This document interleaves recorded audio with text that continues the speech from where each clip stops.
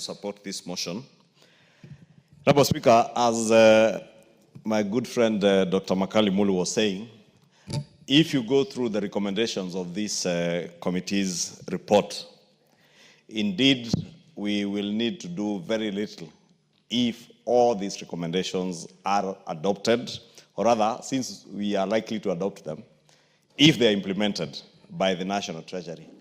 Honorable Speaker, allow me to pick up from where the member from Homa Bay, the Honorable Karoli Omondi, has stopped on the single treasury account.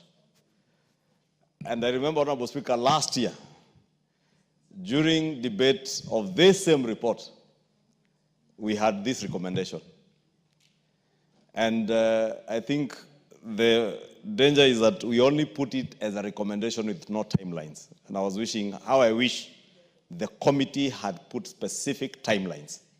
But this also points to a problem also with the House Implementation Committee.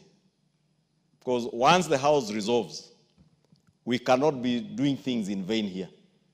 And we purpose to have a committee of implementation, not to just hold meetings in rooms up here and wait for allowances, but to hold meetings and follow up on all House resolutions.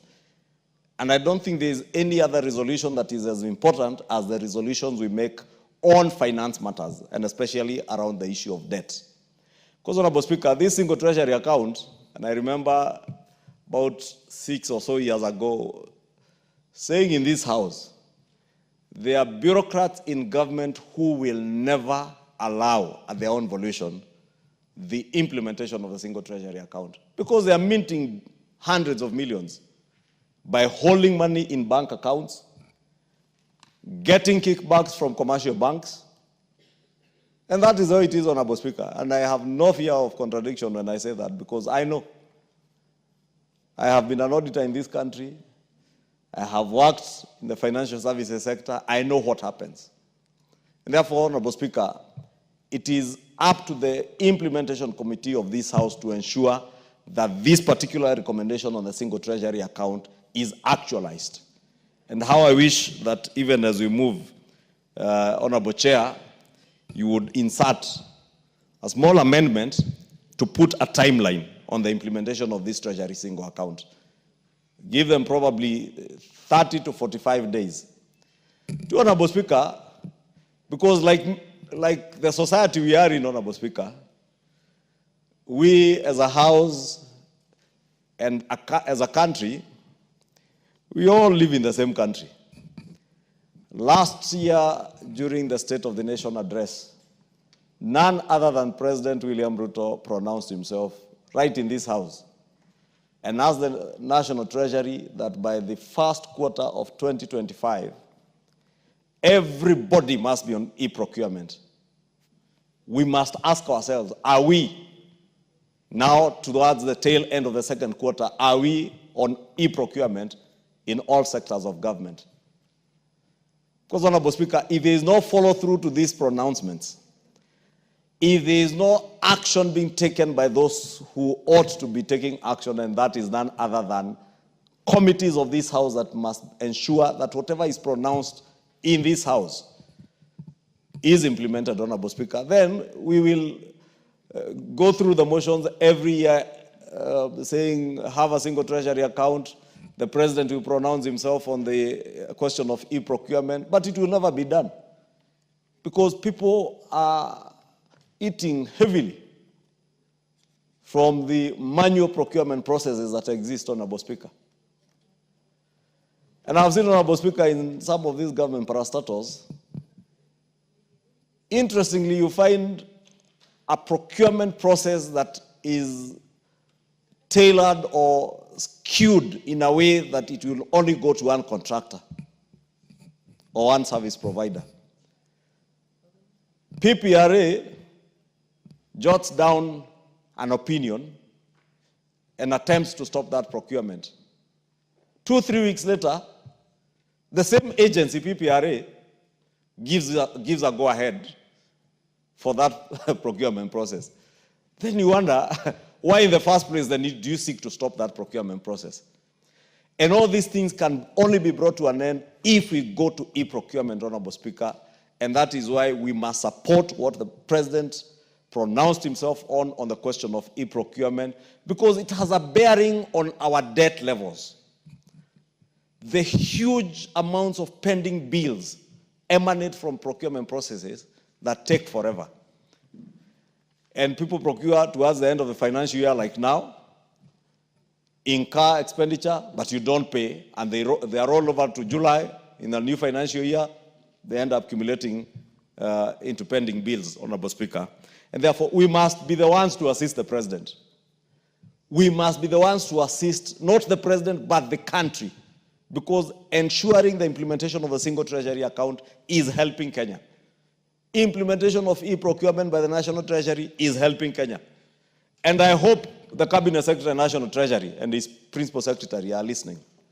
And if they are, because they are coming here tomorrow, I hope to hear in his statement tomorrow an update on where the National Treasury is on implementation of e-procurement across all sectors in government, Honorable Speaker, including the National Assembly and Parliament as an institution.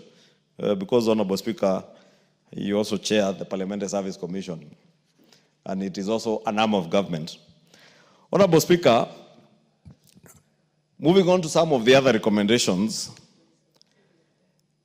on the opportunity cost that is arising from interest being waived, and especially for the case example that were given, or rather I have gone through, seen in the report of Kenya Airways, that government borrows money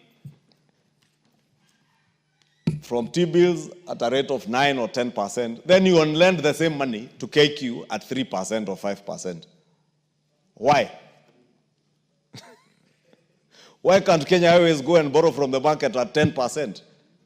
Because you're basically subsidizing a private company as much as government as a shareholder in that company. And therefore, we must be careful that if we are borrowing money to on-lend to another government agency or a government parastatal, then it must be lent to that parastatal at an equivalent interest or probably at a small premium. Kenya Airways, if they couldn't get a commercial loan at 15%, why can't they pay that loan if we borrowed at 9%, at 10 or 11% or 12%, like in Asako? And it will still be at a discount compared to the commercial loans that they would otherwise have gotten, Honorable Speaker, because this is where we lose money. And as the chair and the vice chair, Honorable Makali, were saying, or rather the immediate former vice chair and a diligent member of this committee, Honorable Makali, were saying, we continue to lose money that way. Two, Honorable Speaker, is a question of commitment fees that we are paying for loans. And again, the committee has rightly noticed, I noticed in the observations, that, Honorable Speaker, this is emanating largely from loans that we have committed to, but we do not allocate or give adequate money, appropriate adequate money to pay the counterpart financing or the financing that ought to come from the government of Kenya. And it's in all sectors, especially the water sector. I have seen many, many projects in the water sector, in the energy sector, and a few in the road sector where you need counterpart funding. And because money during budget making process is not appropriated, adequate money to pay for the counterpart funding, then you end up not having these loans disbursed. You have paid commitment fees. At times you have even paid insurance against those loans. And that is money lost because you are not deriving what you ought to have derived from the money you ought to borrow, Honorable Speaker. And I'm glad I had about 2 or 3 weeks ago the Comptroller of Budget speak to the same issue about commitment fees, interest that we pay and insurance that we pay on these undisbursed loans. And we therefore must ensure that for every loan that we sign for, because the National Treasury, there is no loan that will be signed for by anybody in government, whether it is those in the energy sector, whether it's in the water sector, whether it is Kenya Airways that you are guaranteeing, there is no loan that will be signed for that the National Treasury is not aware. And if one hand in the National Treasury is the one signing for these loans, and the other hand is the one preparing the budget estimates, what is so difficult to ensure that you have provided adequate resources to pay for the counterpart funding and commitment fees so that we don't continue incurring costs. And therefore, that's why I want to agree with Honorable Makali and the committee that if we implement all the recommendations of this committee, and now that I see Honorable Makali just walked back in, I was saying, Honorable Makali, if there is somebody who has let us down as a house and as a country, is our own implementation committee, the Committee on Implementation. Because all these recommendations that we make here, year in, year out, it is up to that committee to follow up. I would wait for the day I see the Cabinet Secretary, National Treasury, the Director General in charge of public debt, the Principal Secretary in the National Treasury, before the implementation committee telling the country why it is taking them so long to have a single treasury account, while government continues to borrow its own money, because government largely is borrowing its own money. If you look at the money being held by, for instance, the Kenya Roads Board in commercial banks, you'll be shocked. Even road agencies that owe billions to contractors, you will find them holding money in bank accounts. Look at the bank accounts of the National Lands Commission, Honorable Speaker. You'll be shocked. Money lying there, idle money that is being used by the commercial banks where they have banked to trade and trade with government, lend it back to government, government pays at an interest. And Honorable Speaker, if that is not insider trading, I don't know whether it's insider trading or whatever it is, Honorable Speaker, but we are saying we are guilty as charged, very guilty, because these are simple things that should take a very short time to implement, and I must challenge our implementation committee to ensure that the National Treasury and all other agencies that are charged with implementing many of these recommendations in this report and other previous reports are implemented fully, so that we realize the gains that we ought to realize and save on our public debt spending. Honorable Speaker, if you read through this report, you see between 2015, 2016 to now 2025, 2026, the committee is telling us that the public debt interest payments as a share of our GDP has grown from 3.2% in 2015-2016 to a projected 5.7% in 2025-2026. Very huge leap, almost doubling, because is just 0.7% to be double what it was about 10 years ago, Honorable Speaker. Consequently, as that number goes up, the development expenditure has also been going down from a high of 7.2% in 2015-2016 to 3.5% in 2025-2026. A country that is spending 3.5% on development expenditure, Honorable Speaker, as a share of GDP, cannot grow at the rate that we want our country to grow. We must devote more money to development expenditure. And, Honorable Speaker, I noticed that as much as the committee speaks about other sources of financing, off-balance sheet sources of financing, Honorable Speaker, we must commend at least this administration. For the first time, a number of the huge infrastructure projects happening are happening from the fund, the housing fund, like the housing that is going on, that is helping to spur economic growth in the country.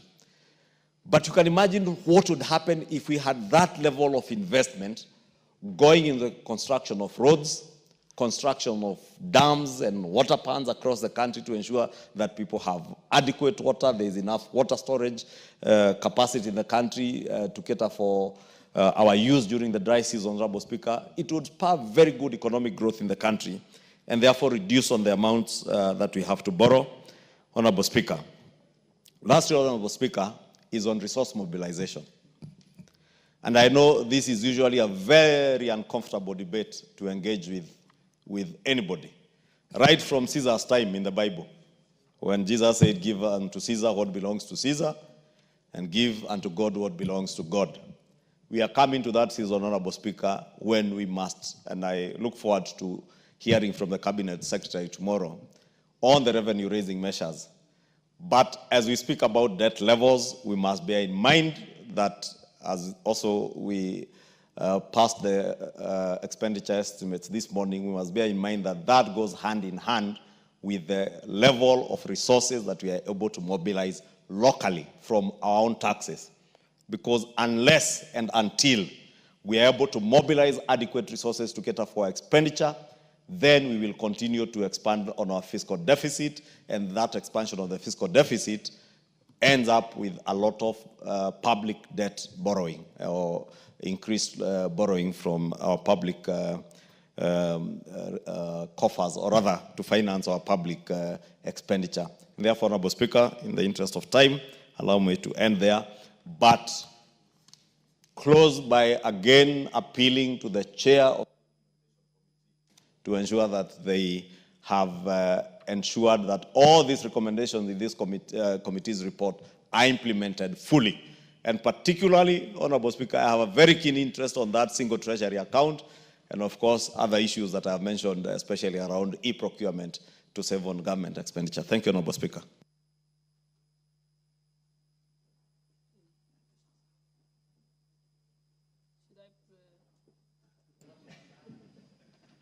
I think we're done, yeah?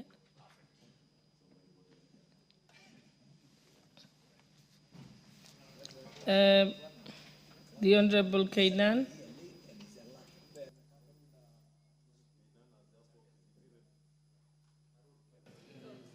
you want to speak to this? I see you've pressed the button. You have pressed the button, Honorable Kainan. Oh, by mistake, okay. Honorable Suleka.